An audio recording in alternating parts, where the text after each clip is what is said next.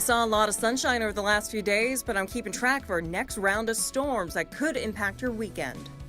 Come and let their dogs off leash and enjoy some space. Who let the dogs out? A dog park is coming to Riverfront. Why the city says the space is needed.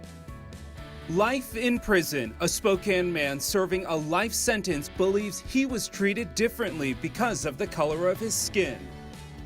Juneteenth. This morning, we'll tell you how to celebrate what many call our nation's second Independence Day. Up with KREM begins now.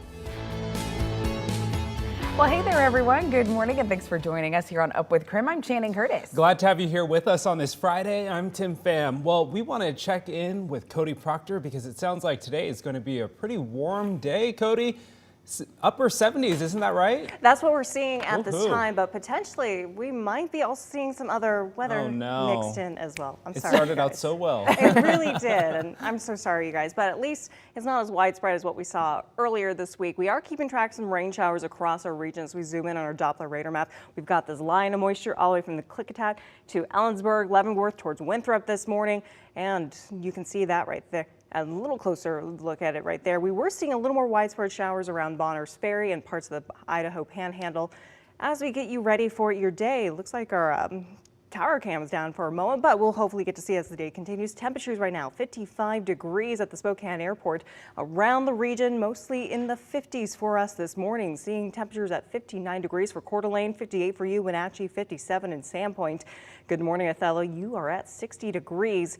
We still have this flood warning in effect for the Pend Oreille River. That is looking to stay in minor flood stage through next week. So watching that really closely. They certainly got the impacts of that excessive rainfall that we had earlier this week. But look at this. Temperatures could be in the mid 70s as we head into our afternoon hours with some cloudier skies moving in. But we are seeing chances for some storms as we head into our weekend. Thanks to this low pressure system that's been dipping down towards the southern Oregon border with California. And we might be seeing some of that convection heading into today, tomorrow as well. So we have that chance for storms for today. Could potentially see temperatures reaching up to about the mid to upper 70s with that chance for PM storms. But take a look at the weekend. Temperatures might track back down to more of those mid to upper 60s.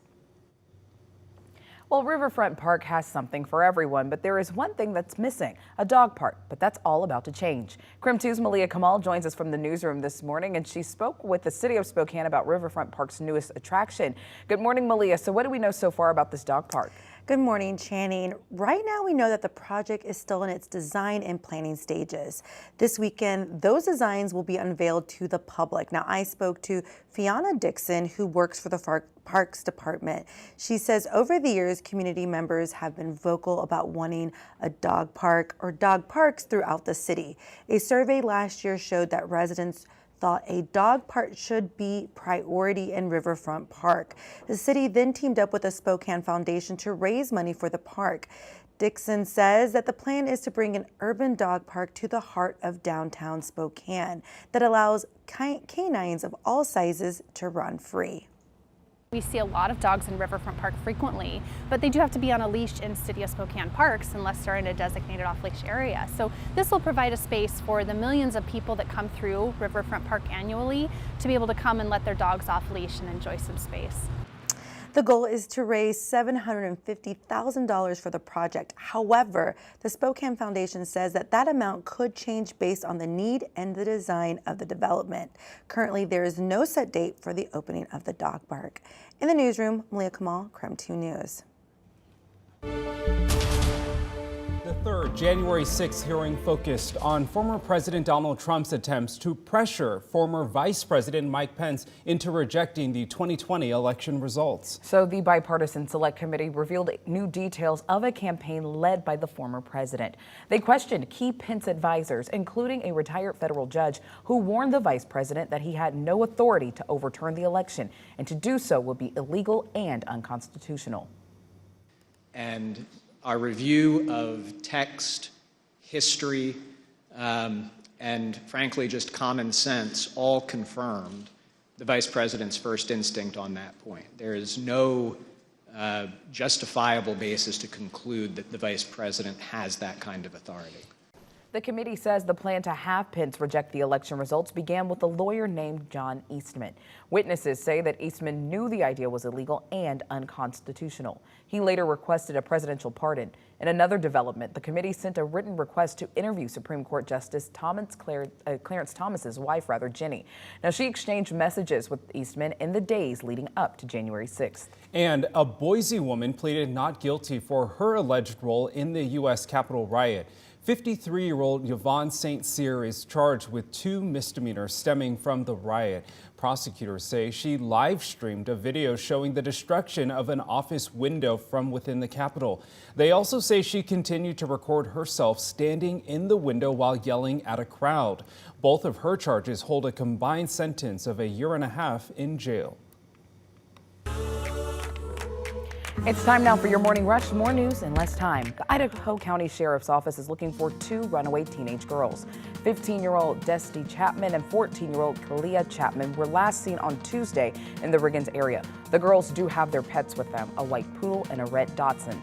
If you have any information regarding where these 2 girls could be, you're asked to contact the Idaho County Sheriff's Office at the number there on your screen. Washington State University kicked off major renovations on their Spokane campus. The college will be remodeling a building located on the Health Sciences campus.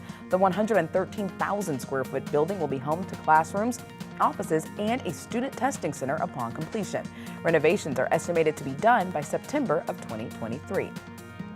Well, if you live in Kootenai County, there is a new way to estimate your property taxes. The Treasurer's Office, along with the Idaho State Tax Commission, launched a property tax estimator website. According to the county, the calculator is accurate, but your actual tax bill still may be slightly higher or lower. To find the calculator, you can go to the Idaho State Tax Commission website and click on the Estimated Property Tax Estimator portal. Well, a bipartisan group of Senate leaders are calling on the state insurance commissioner to step down. This comes after Mike Kreitler fired a whistleblower who came forward with allegations that Kreitler mistreated staff. Now, he was reelected to his 6th term in 2020. In a statement, the Office of the Insurance says that the staff member was an at-will exempt employee subject to termination at any time. The commissioner says he has no plans to step down. Well, if you're looking for something fun to do this Father's Day weekend, why not do a 5K? The Run Walk kicks off at 9 a.m. Sunday in Manitou Park. You can register the day of the event starting at 7:30 a.m. The 10th annual event benefits SNAP, the nonprofit helping those with low incomes in Spokane County. And that's a look at your morning rush.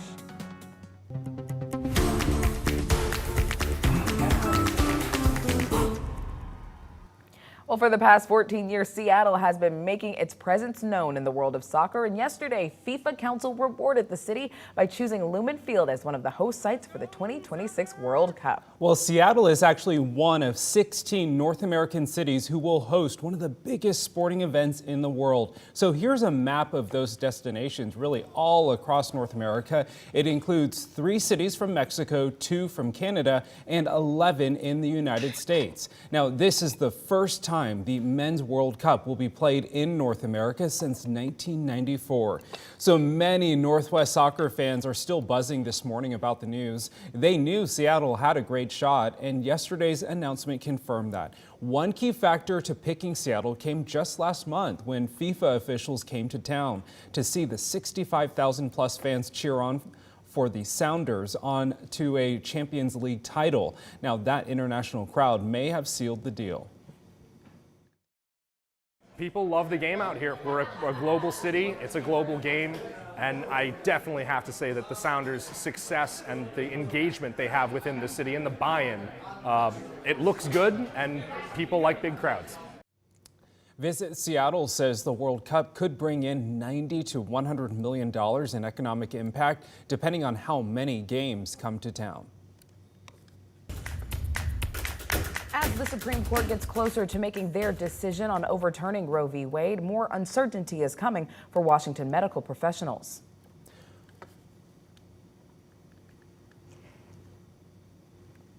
All right, so we all know that gas is expensive right now, but how do gas prices in America compare to those across the world? We verify. And one thing you need to know about your forecast that we are keeping track of for today, a chance for some thunderstorms as well. How warm it could get for your Friday. All right, and it is time for your wake-up call. We know Father's Day plays a special role in our lives, so we want to highlight them for this upcoming Father's Day weekend. This is my stepdad and my stepbrother, Chris and William. Want to give a big shout out to them. They live in Utah. So if you want to give a shout out to your dad, you can text us at 509-448-2000. Make sure to tell us his name and why he's so awesome. And taking a live look outside on this Friday morning, we say good morning to you, Inland Northwest. We made it to the end of the week. Let us know where you're watching from this morning as we turn up on this Friday. You can text us at 509-448-2000 and join us for more Up with KREM.